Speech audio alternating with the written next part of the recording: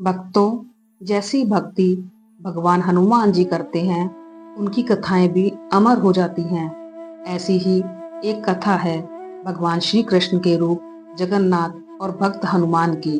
बात उस समय की है जब जगन्नाथ प्रभु पुरी में मंदिर में निवास कर रहे थे और हनुमान जी उनके द्वार पर पहरा दे रहे थे।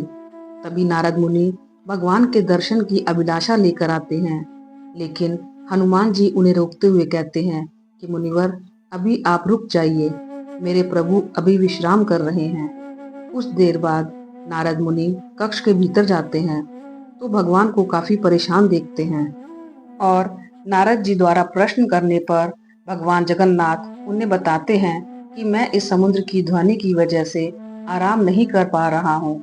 जिसके बाद नारद जी भगवान से बाकी वार्तालाप करके निकल जाते हैं, लेकिन जाते जाते वह हनुमान जी को सारी बातें बता देते हैं कि आपके प्रभु समुद्र की ध्वनि की वजह से आराम नहीं कर पा रहे हैं। यह बात सुनते ही हनुमान जी क्रोधित हो जाते हैं और सीधा समुद्र के पास जाकर कहते हैं कि आप अपनी ध्वनि को बंद कीजिए, मेरे प्रभु विश्राम नहीं कर पा रहे हैं। इस पर समुद्र हनुमान जी के सामने प्रकट होते हैं और कहते हैं कि हे पवन पुत्र, यह तो संभव नहीं है, क्योंकि जब तक पवन मेरी लहरों को अपने साथ लेकर बहती रहेगी तब तक मैं ध्वनि करता ही रहूंगा। इसीलिए आपसे निवेदन है कि आप अपने पिता पवन देव से इस विषय पर चर्चा कीजिए। इतना सुनने के बाद हनुमान जी ने अपने पिता पवन देव का आह्वान किया और उन्हें सारी बात बताई।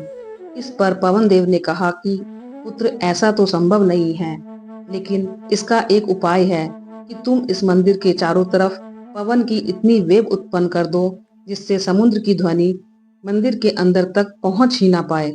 कहा जाता है कि पवन देव की बात सुनने के बाद हनुमान जी मंदिर के चारों तरफ तीव्र गति से गोल गोल चक्कर लगाने लगे, जिसकी वजह से वहां इतना ज्यादा वेग उत्पन्न हो गया कि समुद्र की ध्वनि मंदिर के अंदर आना बंद हो गई और फिर कभी प्रभु जगन्नाथ को आराम करने में कोई कठिनाई नहीं आई।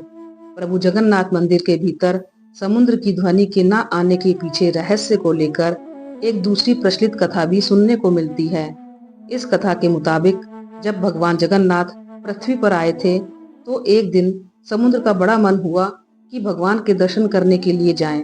लेकिन जैसे ही समुद्र भगवान के दर्शन करने के लिए आया तो पूरा क्षेत्र जलप्रपात की वजह से बर्बाद हो गया।